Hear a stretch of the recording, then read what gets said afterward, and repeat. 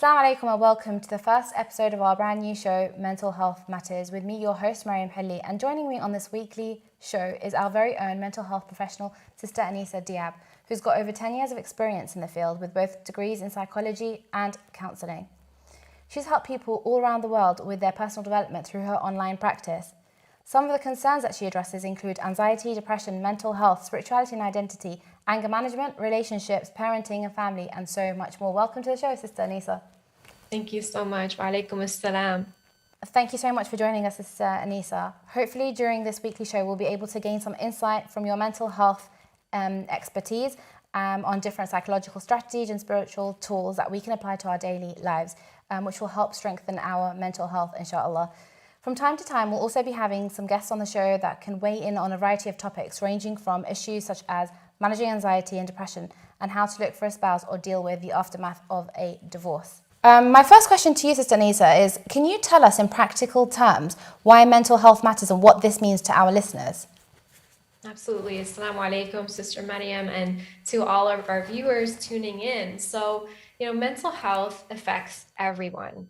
As long as you have a brain, as long as you can think, you can feel, mental health doesn't just matter. It's really everything. So you can be a very successful person in life academically and financially, but if you don't know how to manage your emotions or practice conflict resolution or even just handle basic stressors in life, you really can't be a fruitful, productive person in society. So when we discuss counseling and mental health and getting professional support for these issues, a lot of times people feel like, well, this isn't for me because I don't have anything wrong with myself. This is for people who are struggling with anxiety or depression, or they're struggling with some sort of mental illness. And I think some people are just so quick to change the channel and say, like, wait, I don't really need to hear about all of this. But I think as the saying goes, you can't learn what you think you already know.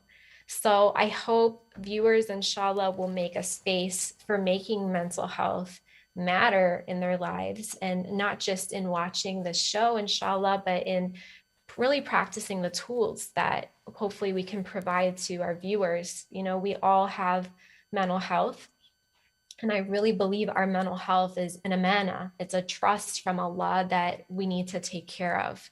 And I know from experience working with my clients, having mental health related concerns can severely affect our relationship with Allah if they're not dealt with properly.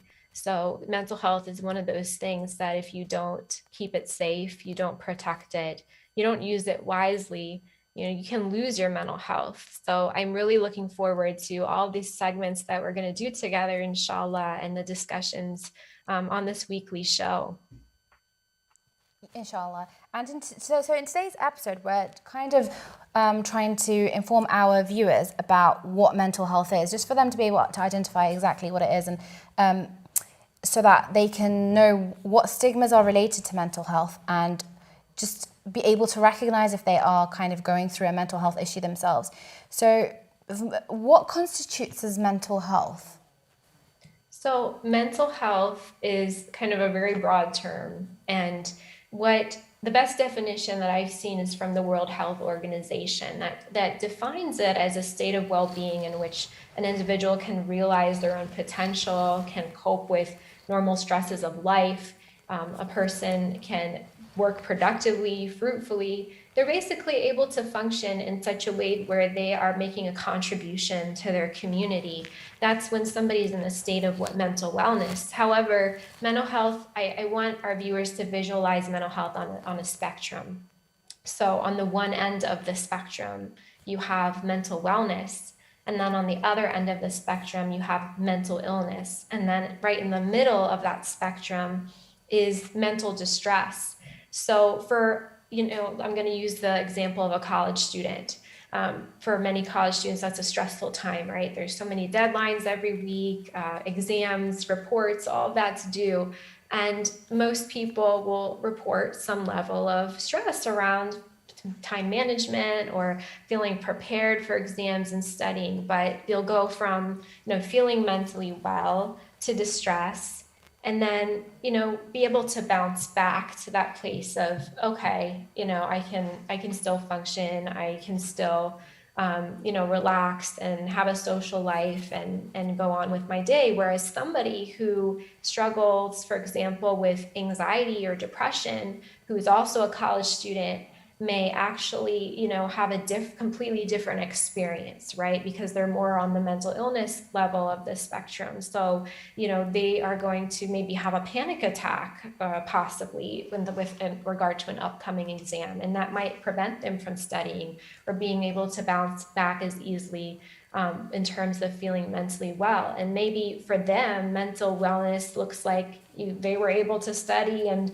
get along through the week without having any kind of anxiety attack or hyperventilating before the exam.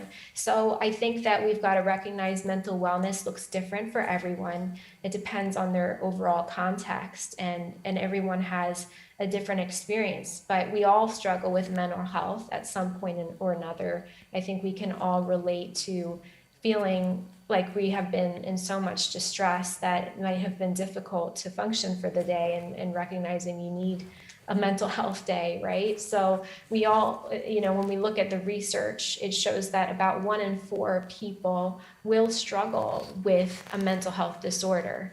And so that's about 20% of people we come across in our daily life. So most likely there's a friend that we know of who's struggling, or a family member that we know of, and possibly somebody we work with who we don't know what they're truly struggling with behind the scenes. And I think that's why it's so important to be kind and understanding, because you don't really know what somebody is struggling with. Something that might be very simple for yourself might be just very challenging for somebody else. So what's interesting is most people will tend to exhibit some kind of mental health disorder about the age of 24 is when that would begin to manifest, at least 75% of people. And mental health is one of those things that it's not the result of like one event when it comes to having a mental health condition, that is. So like research shows that like it's multiple factors. It could be genetics that impacts whether somebody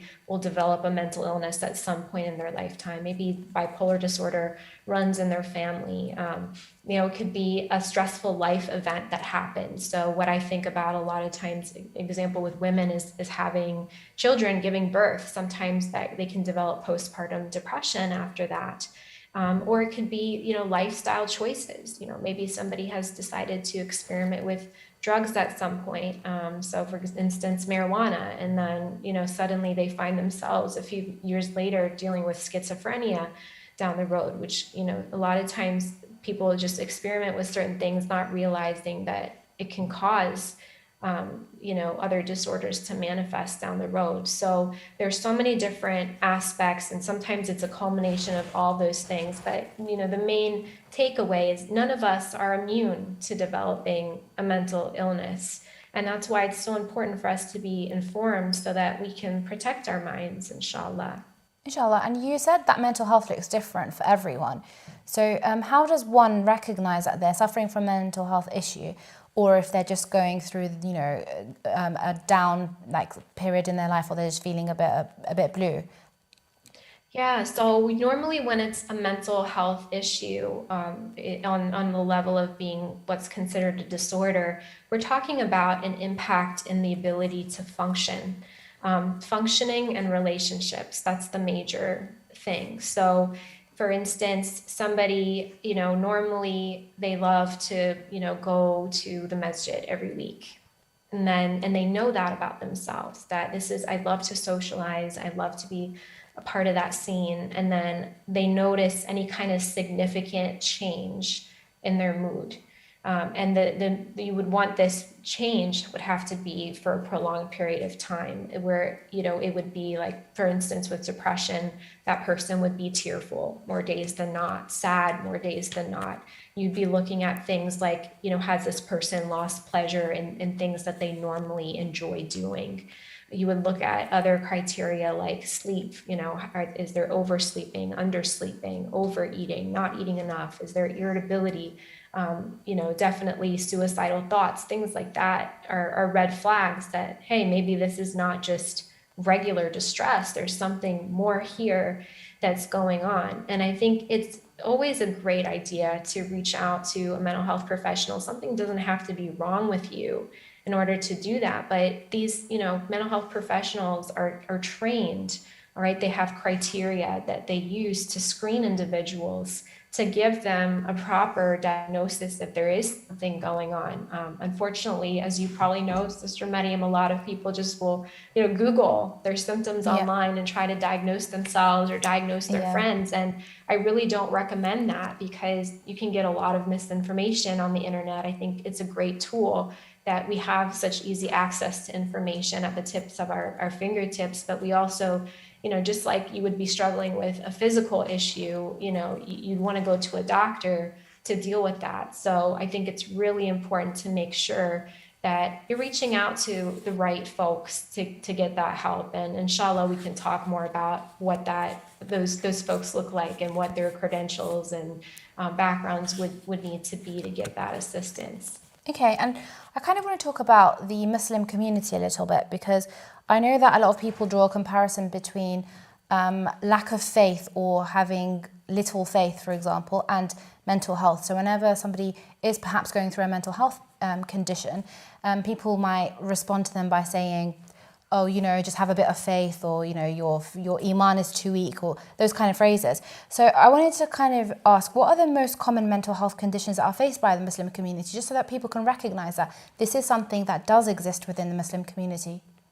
Absolutely. I think that is such a common, response, unfortunately. And the thing is that creates more shame, that creates more stigma in terms of getting help, which we'll talk more about, inshallah. But, first of all, I think we need to recognize that, the Muslim community is one of the most culturally diverse communities in the world, right? And so when it comes to what the most common mental health conditions are faced by the Muslim community, obviously you'd have to look at things like, the culture, the ethnic background, the politics of the area, and etc. But, when we're looking at the most common sorts of issues, things that come to mind, at least especially with the Muslims I work with, are anxiety and depression. I would say those are the top two issues. And again, we're not talking about just feeling sad for one day or feeling stressed out for one day. We're talking about a chronic issue where sometimes there's no rhyme or reason to feel sad or anxious about something, but this is the person's default behavior, right? Other things that I see a lot with the Muslim community are issues related to identity, especially like if you're living in the West, dealing with Islamophobia, dealing with generational gaps between parents and their way of being raised and adopting certain cultural values, and then the child's way of being able to adopt certain values in their context and in their culture that they're living in. Relationship issues come up a lot, so there can be some adjustment issues just from dealing with divorce in the community, dealing with the loss of a spouse. Those are some things that come up. But also I see a lot of obsessive compulsive behaviors. Sometimes this coincides with religion as well, where somebody feels like they're not praying properly, they're not doing their wudu correctly. So it can really impact somebody's worship as well. And that's something, inshallah, maybe we can do in another episode to talk about. But there's also personality disorders that we see, mood disorders. The most, like I said, are anxiety and depression. And, there hasn't been, I will say, like a whole lot of research, especially in the West, except just in the past decade or two, it's begun to start looking at specifically the Muslim community and the most common issues that they're facing. But they've done some studies. For example, there was one based out in Chicago that looked at about 700 Muslim clients and the types of issues they deal with. And so at the top of the list was adjustment issues, anxiety disorders, And then mood disorders, OCD, post-traumatic stress disorder is another big one. So that, and a lot of times, dealing with refugee communities in particular, coming from war-torn areas, there's a lot of PTSD among that population, nightmares at night, hypervigilance, constantly feeling on edge, like something bad is going to happen to them. And so this is real. I mean, this is really happening in our community. None of us are immune to it just because we're people of faith. And we need to recognize that, there's emotional health and there's mental well-being and there's spiritual well-being. And these facets of our life, they're different. And we want to be able to mesh them all together in a way where we're healthy, right? And that's on an emotional level, a spiritual level, a physical level. A lot of times people think, well, mental health is just about what's in your brain, but it really does affect everything. It affects your body, it affects your faith. And so we want to be able to resolve all those different aspects of our life so that we can function and we can have a meaningful relationship with Allah subhanahu wa ta'ala. Thank you. A lot of what you said actually, it makes a lot of sense because I know that particularly because I'm from the Iraqi community and a lot of Iraqis had to migrate because of the situation in Iraq at the time, like talking about the 80s here and stuff. And a lot of them did suffer from PTSD, but they probably don't even recognize it. It's only in recent years that I think people have begun to recognize some of the symptoms that they have for certain conditions like PTSD, as you mentioned. But I want to you briefly mentioned stigma in the Muslim community. So I kind of want to expand a little bit on that and ask you, what does mental health stigma look like in the Muslim community? Sure. So let's start by defining what stigma is. So, it's interesting, in archaic times, stigma was used to signify a scar that was left behind by a hot iron. And today we use this term stigma to really discuss those who have been branded with shame and disgrace due to certain circumstances or characteristics that they might possess. And I think there's no doubt that as Muslims, many of us recognize what it feels like to be stigmatized, right? Especially due to our religion and our beliefs. But I think, when it comes to mental health, it's much more of a struggle. Because when we're stigmatized for wearing hijab or our faith, at least we have inbuilt social supports in place. When we go to the masjid and we hear our, scholar on the minbar talking about, the challenges of Islamophobia, and we're able to feel united with our brothers and sisters in the room who are facing the same, it's dealing with something external that's you're all kind of dealing with together, and it's not as the result of something that is happening with you internally. It's an external oppression coming in. But when it comes to mental health issues, the stigma is a little bit different because, let's face it, you're dealing with something that you can't help. That's not a choice, right? Nobody asks to wake up one day and want to have bipolar disorder, for example. Nobody wants that. And if they could just snap out of it, they would. But the challenge is, where does that person go to for support? What inbuilt supports are in place? And then there's a fear of, well, if I do open up to somebody else about the fact that I'm struggling with this, am I going to be judged? Am I going to be shamed? And there's so much fear from that, because we know that shame, it creates silence, and that silence creates more stigma. So it's this never-ending vicious cycle. And when we look, I was just looking at, the worldwide trends when it comes to the barriers around mental health for Muslims around the world. And it was talking about how, hands down, wherever you go, stigma is the number one barrier to getting mental health support. So they looked at studies, for example, of people in Muslim families in Nigeria, and they found that number one cause was stigma. They looked at women in other parts of the world, such as in the United States and Australia. There were fears of is somebody going to find out that I'm struggling with this? How will this affect my ability to get married, to have a family? How will it affect my academics, my ability to find a job if I just even open up and talk about these sorts of issues? So it's really significant when people feel like, they know they're struggling, they know they need help, but they're so scared to get it because of how it's going to be received by other people in the community. A lot more people talking about mental health in the community. Do you feel that it is still a topic that we should discussing stigma around mental health or not?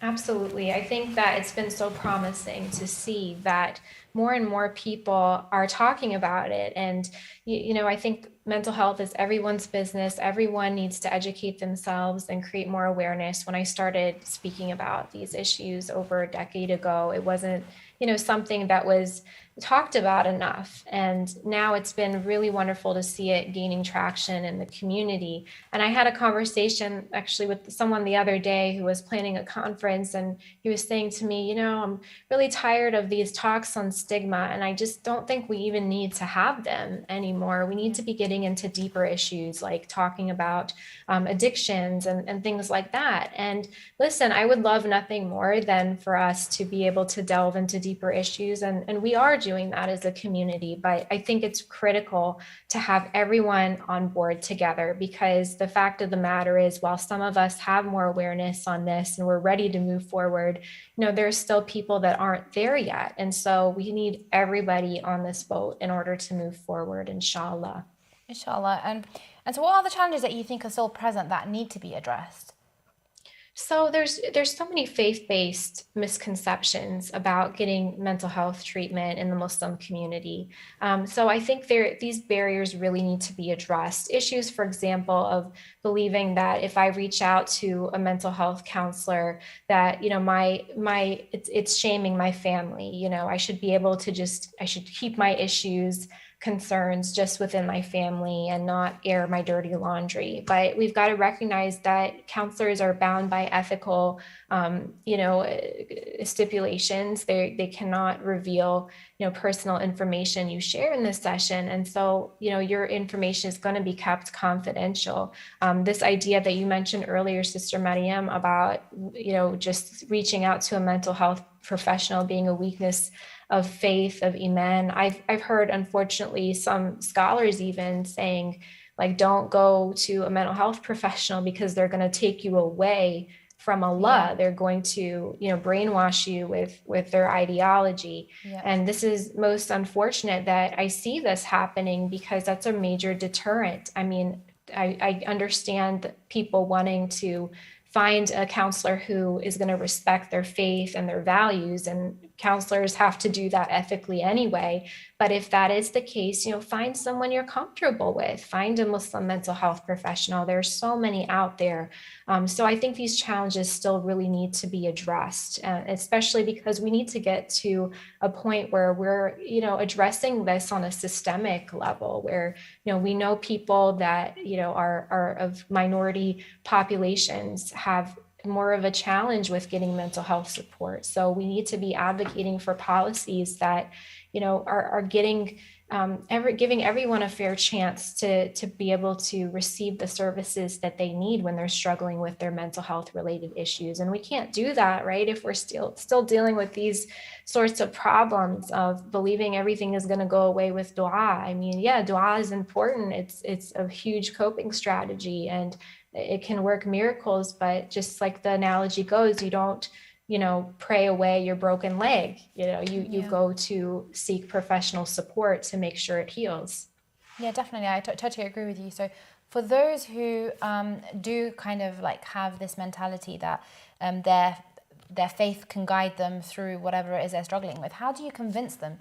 I know you said that counsellors kind of obliged to keep things confidential, but aside from that, what other things can we say to somebody who is reluctant to seek counselling?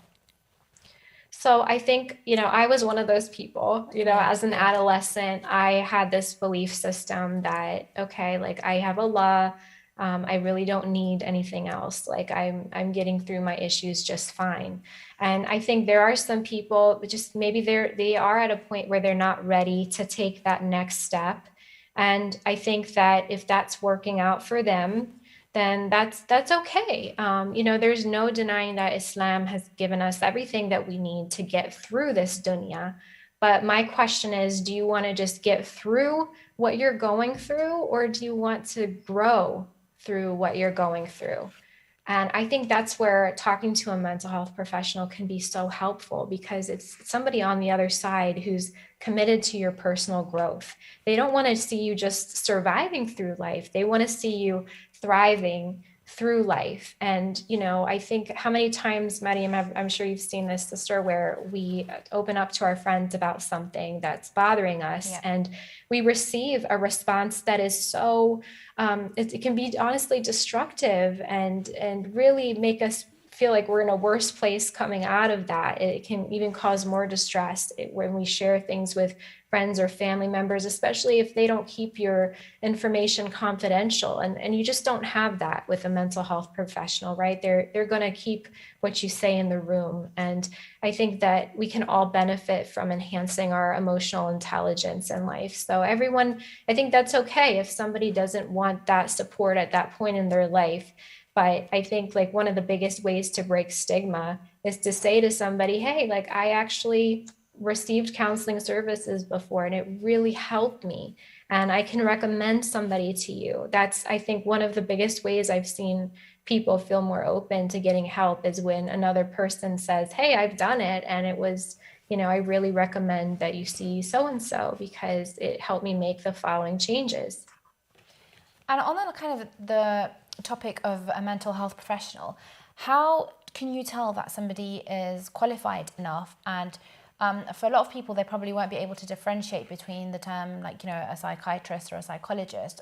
Can you kind of tell us what the difference is between them and how to seek the correct mental health professional consultant?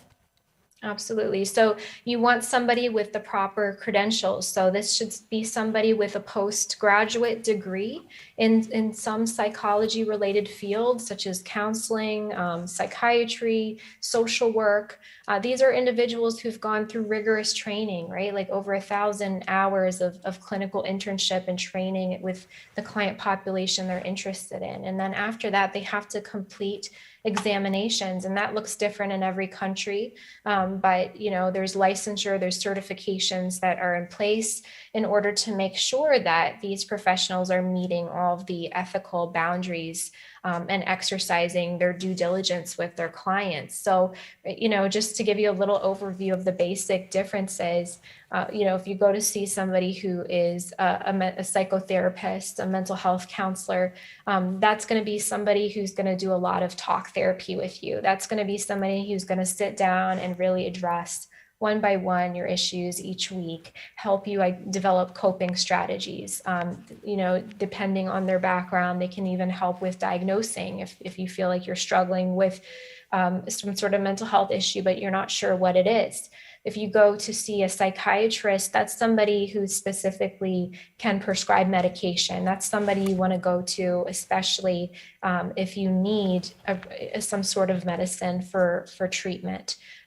If you want to see somebody at your, if you're a college student, if you're somebody who's a student, there are people as well at your college campus, at your school, who can help you with your mental health issues as well. So a lot of times people think guidance counselors are just there to help schedule students, but in a high school setting, they're also there to help with mental health related issues too. College campuses are I worked for many years on the college campus providing counseling to students, and it's a great time, I think, especially like we spoke about earlier, knowing that mental health issues tend to manifest between 18 and 24. That is a really great time to reach out and get some mental health support. So those are just a little bit of the differences. But again, you want to make sure that you're doing your research when you are reaching out to somebody to set up that first appointment, inshallah. Thank you so much. It's been really helpful, actually. I think for a lot of people, they struggle to kind of figure out who is the right person for them, and inshallah, that really helps. I wanted to ask you, Anisa, what are the ways of recognizing that somebody you are close to, someone that's dear to you, how can you recognize that they're going through a mental health issue, or how can they recognize that they're also going through a mental health issue? So that's a great question. And there are a lot of signs that people will give. And, there's a saying that people don't hold up help signs. Usually they hold up masks. And it's important for us to be able to look at body language, look at someone's mood and behavior. And, we all have this fitra, this gut instinct when something is off about ourselves or with somebody else, right? And I think it's really important to recognize what some of those things are. And I think the biggest way to break the stigma around mental health is to educate yourself about those warning signs. So if you see somebody that just doesn't seem themselves anymore, like, just usually is pretty happy and upbeat, and all of a sudden you notice they're more withdrawn. I think that can be a big sign, because depression can mute a person's ability to reach out. If you see somebody who's maybe, I remember talking to a parent one time, and, unfortunately, this child ended up ending his life by suicide. But she said, I wish I had looked at one of these warning signs before, that she noticed her son was sleeping like ridiculous amount of hours. And she thought, oh, this is just being a teenager and he needs more sleep. But that was a sign of depression. And so it's really important to just educate ourselves. And if you go, for example, on the World Health Organization website, there's a tab on there with regard to mental health. And I recommend you look through that and just get an understanding of what some of those signs are. I think the main thing is we all have the ability to intervene and be a first responder in getting somebody the help that they need. You don't have to be a psychiatrist or a counselor to help somebody, get professional support. It's a lot of times, just everyday people who are the ones that are the liaison to getting those individuals the professional help that they need. But people want to feel like you care and you notice that something is off. And when you recognize it, there's a lot of relief for the person who may be struggling, that, wow, somebody cares, somebody recognized that something is off about me, and they will appreciate that. Okay, and for some people who are suffering from a more long-term condition or from a severe mental health condition, is there any hope for them? Yes, absolutely. And especially because now with early intervention and, individualized education plans and advances in medication, we're seeing people who traditionally wouldn't be able to work or go to school, attend university, they're able to now. And it's thanks to these interventions. So the key is to get the help and get connected to that support with, they've done studies, for example, with certain mental health issues like depression, and found that people who do get cognitive behavioral therapy and or medication, in 85 to 95% of the cases are able to overcome their issues and report improvement in their symptoms that they were struggling with. So we have the science behind this, that it does help. This does work, inshallah. It's just about breaking the stigma so that individuals can get the help and support they need. So aside from getting the help and support that they probably need, can they then go on to become successful in their life? Definitely. I mean, I can tell you, one person in my life she was so influential to me growing up. She was one of the people that helped me develop a love for Islam, a love for Allah. And she struggled with, dissociative identity disorder and, what was previously called multiple personality disorder.